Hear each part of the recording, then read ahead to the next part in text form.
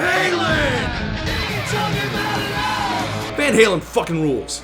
Now, I mean it is hard to describe how influential Van Halen was to music in the 80s. Basically, all of hard rock in that decade was predicated on their 1978 debut album. Bright, flashy party rock that combined the groove and enthusiasm of Southern boogie with the hard, dangerous edge of heavy metal.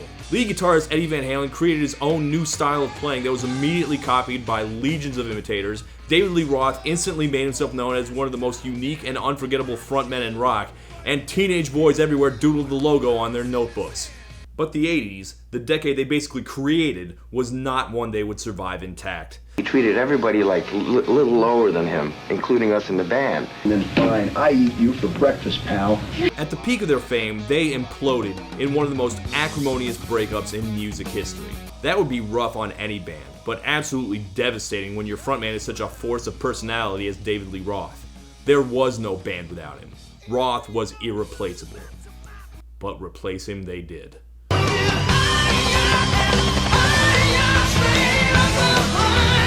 The person picked to lead Van Halen into the future was already successful solo artist Sammy Hagar. And improbably, it worked. Van Halen would launch themselves forward to yet another decade of sustained success. But that too would not last. After almost the exact same length of time, Hagar exited the band in an equally ugly cloud of hostility in 1996. But this is Van fucking Halen. So what they lost their singer who led them through 10 years of hits? They'd switched singers before, they can do it again. And they knew just the guy who was gonna lead them there. Gary Cherone, former frontman for the Boston band Extreme, has been hired and is already rehearsing as Van Halen's new lead singer. Who? Okay, that is Gary Cherone, previously the lead singer of the band Extreme, best known for the chart-topping power ballad More Than Words. Now, he seemed like an odd name to throw in there, but he was a proven hitmaker and he was ready to make Van Halen rock again. Van Halen's sound with Sammy had gotten stale. Gary Cherone was younger, more energetic, ready to throw down. Gary Cherone was the man who would lead them into their third decade, and Van Halen was going to continue to kick ass. Here it comes. It's going to be so good. Here it comes.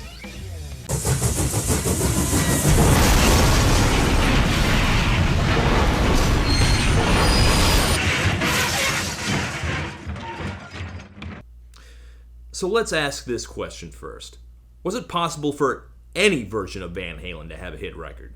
I mean, don't get me wrong, I loved Van Halen with David Lee Roth. And even if they weren't nearly as special as Sammy, that version of the band definitely had more than their share of highlights. But that's the past. Now we're at 1998. No one wanted a new Van Halen record, right? When Sammy joined, Van Halen was still at their peak. When Sammy left and Gary joined, Van Halen was at a low point, coming off a pretty disappointing album. Plus, the alternative nation was thoroughly in control. Rock was completely different from Van Halen's heyday. Kids wanted the Foo Fighters, Green Day, Marilyn Manson, Marcy Playground, I guess. They wanted grungy, downbeat alternative. Who in 1998 was gonna listen to a dinosaur cock rock band that started in the goddamn 70s?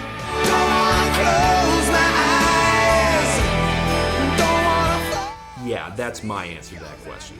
After all, Aerosmith was bigger than ever in the 90s, and they'd keep rolling into the next decade. Kiss also had a decently received return to the makeup that year. And beyond the legacy acts, 1998 was a huge year for the retro rock stylings of Lenny Kravitz, and Metallica scored a couple of big hits by covering classic rock songs. So no, it was not impossible for Van Halen to find a way back into the limelight. And if you go back and check out interviews from the time, Eddie is super jazzed about the project. It was a strange excitement. It wasn't like, all right, we got a singer. It was like, I don't know, just on a much deeper level. It was like musical soulmate. Yeah, he's calling Gary his soulmate, long-lost brother, and how he's got none of the ego that the other two singers ruined everything with.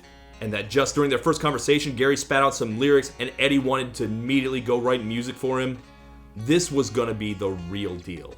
And so, 2 years after announcing their new lead singer, they finally released their first album with Cherone, Van Halen 3. Not a creative title, but a fitting one. Because, Van Halen 1 was their first album with David Lee Roth. Van Halen 2 was their second album with David Lee Roth. Okay, the numbering's not consistent, but the point is made. This is Van Halen version 3. And that album kicks off with a bang. Okay, technically it warms up with a brief instrumental. That's pretty. But then we get the first single, Without You. Here we go. Hey, you, wake up! Get yourself together! Then you say I'm home! Okay.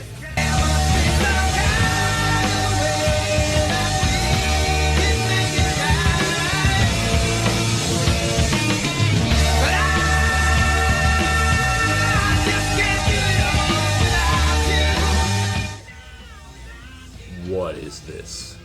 Alright, you're already well aware, Van Halen 3 was not well received.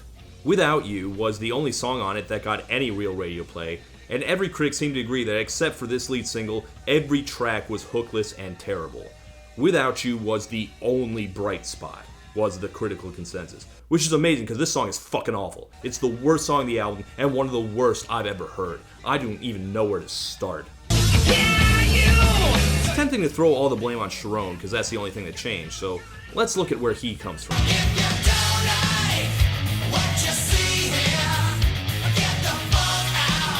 Extreme were part of the late 80s, early 90s metal scene that, for lack of a better name, I call Bill and Ted rock, because Bill and Ted were all about that stuff. Like, hair metal was still the big thing, but bands with more funk and thrash elements were also creeping into the sound. We're talking bands like Living Colour, Faith No More, Primus, and the biggest of them, the Red Hot Chili Peppers.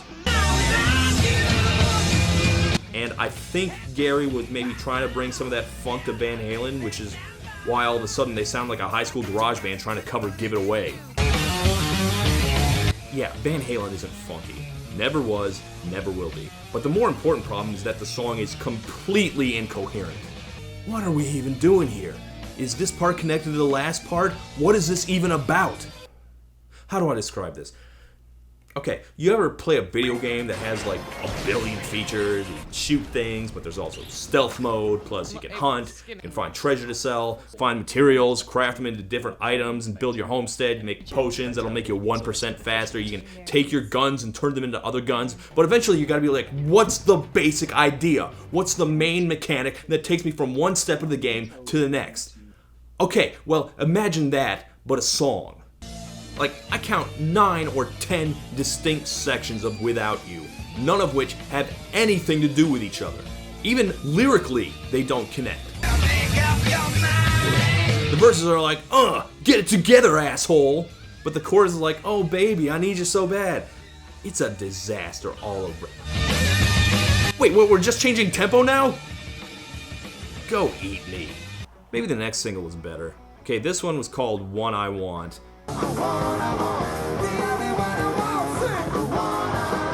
And it at least has more structure than the last one. And the lyrics are a little more,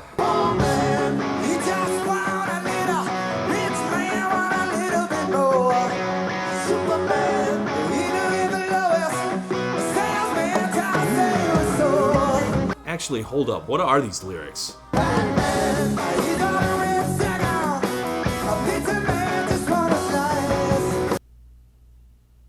Ant-Man, not an Infinity War. Giant Man, that's actually Ant-Man again. Triangle Man hates Particle Man. They have a fight.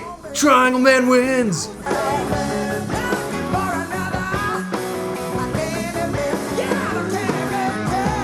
I'm trying, but I can't actually come up with funnier lyrics. But this is still better because I can find an actual hook. And that's not something I can say for all the songs on here. It's like the last episode, this is a bad album because of its crushing length. During their prime years, they never wasted a note, and they played a lot of notes. But when Sammy was in charge, the songs became too goddamn long, and Van Halen 3 is even longer. Imagine paying for this album or to see them live and having to sit through Year to the Day and Josephina back to back. That's a full 20 goddamn minutes on 2 songs. So what went wrong? Sammy Hagar has a theory. Well, yes, that, but also more specifically. You know how I said that Cherone spat out some lyrics and then Eddie wrote music for it? Well, Sammy says that's not how it worked at all when he was in the band. Like, yes, Eddie'd churn out a bunch of riffs and solos and stuff, and they'd be brilliant, and Sammy would write lyrics for him. But Sammy was also the guy who'd have to turn the riffs into actual songs, put them in order, add a bridge, decide where the solos went, and so on. I'm guessing that was also David Lee Roth's responsibility when he was there. That's why the two versions of the band sounded so different, because the singer dictated the style and the structure. But for Van Halen 3, it sounds like the person in charge of this was no one, which is why all the songs are a malformed mess. These songs are cancerous mutants. Now let's check out the third single, Fire in the Hole. In my opinion, the best of them. By which I mean it sounds like a second-tier Sammy song or a fourth-tier David Lee Roth song. Now you may remember it from its bizarre appearance in Lethal Weapon 4, where Murtaugh and Riggs run across a Batman villain, who then pauses the action to turn on his music because apparently he's Baby Driver but with really shitty taste in music. The song is passable, but again, the lyrics. A word to the wisdom tooth?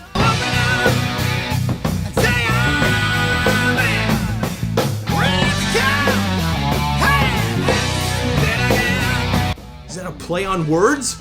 Is this like a really bad hashtag rap? And what do dentist puns have to do with fire in the hole? Van Halen were never considered a very lyrical band, but Jesus Christ, I now realize how unappreciated they were. Like, there's a song on here calling for revolution. It's called Ballot or the Bullet. Give me liberty, or give me death, the ballot or the bullet. The phrase ballot or the bullet comes from Malcolm X. Is Gary advocating for armed black nationalism here? No, of course not. It's just vague power to the people crap. Like, people complained about Rage Against the Machine being too vague, but I at least understood what those guys stood for. Here, it's nothing. They stand for nothing.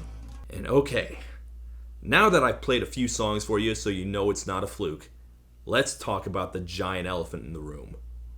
Why the fuck does Gary sound like that? Yeah, that. It's amazing because he managed to sound almost exactly like Sammy Hagar, yet simultaneously 400 times worse. I'm only lukewarm on Hagar, but in comparison, he is the Kurt Cobain to Cherone's Chad Kroeger. And Cherone is not a bad singer. I listened to those old Extreme albums, he sounds fine. And nothing like Sammy Hagar. And here, he sounds like something you'd play if you wanted to scare raccoons out of your yard. Like, people say maybe they were still trying to write melodies for Sammy and Gary just didn't have the range. Which raises the question, why didn't they just lower the songs? Shouldn't someone have noticed? Who was in charge? Who was the producer? Because also, the songs are mixed like shit. The vocals are unintelligible. Michael Anthony's bass and vocals can barely be heard at all. Like, ask any fan. Michael Anthony's harmonies are incredibly important to Van Halen's sound, and they're just gone. Whose fault is this? Okay, I'm reading the guy in charge was hard rock producer Mike Post. I'm told he's been around for a while, won some awards. Okay, let's check out some of the classic tracks he's worked on.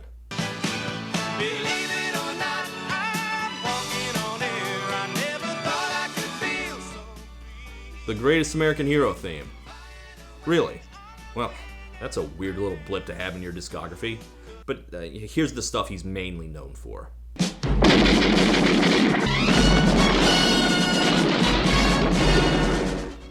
Is this serious? What the hell? It's just TV themes. Nothing but TV themes. I mean, they're really great TV themes, but they're still just TV themes.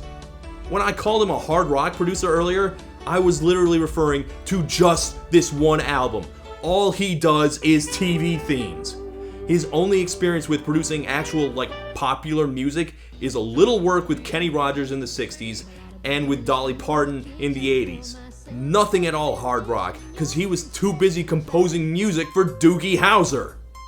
The last anything that happened with Van Halen 3 is one last video for the song Once. That was released exclusively to the internet. Considering the streaming capabilities of PCs in 1998, they may as well just dropped it in the garbage. I found a copy of it on YouTube, but I'm guessing no better quality version of this was ever uploaded, because the only copy I could find looks like it was filmed on ravioli. This is what all internet video used to look like, kids. And I do kind of hear Mike Post's involvement, because this song does kind of sound like background atmosphere music on a cop show. But then again, maybe Mike Post did nothing. And this is just 20-year-old fan forum rumors here, but there's talk that Post bailed halfway through. And Eddie does say he did most of the work. People have called Van Halen 3 an Eddie Van Halen solo record in disguise, and I believe it. People took Eddie's side during the first breakup because, well, David Lee Roth is famously a total asshole, but over time, Eddie and Alex have looked more and more like colossal dicks and dictators. It's hard to escape the impression that Cherone got hired not for his voice or his lyrics, but because he'd do what he was told. And that Mike Post was forced out because Eddie wanted to be in charge. Even the bass parts are mostly from Eddie, I understand. Why didn't he just decide he didn't need Cherone either? Well, guess what? He did. What, Todd? Do you mean another instrumental? Yes, there is another instrumental. But no, that's not what I'm talking about.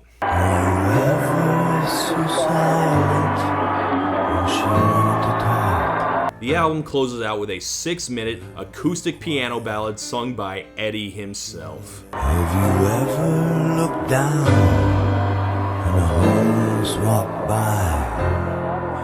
Or changed the channel when you saw a hungry child? Deep, man. This is the most embarrassing thing Eddie Van Halen ever did. And just a few years earlier, he got himself a short haircut and goatee that made him look like the forgotten third member of Brooks and Dunn. And that sad, pathetic note definitively ended the Van Halen story. The album flopped, the tour underperformed, Cherone was gone a year later. They've brought both Dave and Sammy back at various points, but it's been disappointing.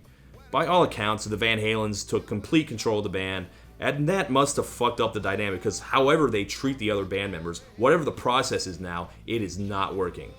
And it's just a shame that they couldn't find some kind of way to make it right with them, because they just couldn't do it all without them. Hey, wait, is that what that song's about? Did Eddie write the lyrics to this too? Is this about the other singers? But he did do it all without them. That's why it sucked. My God. It's like its own autopsy about why it failed.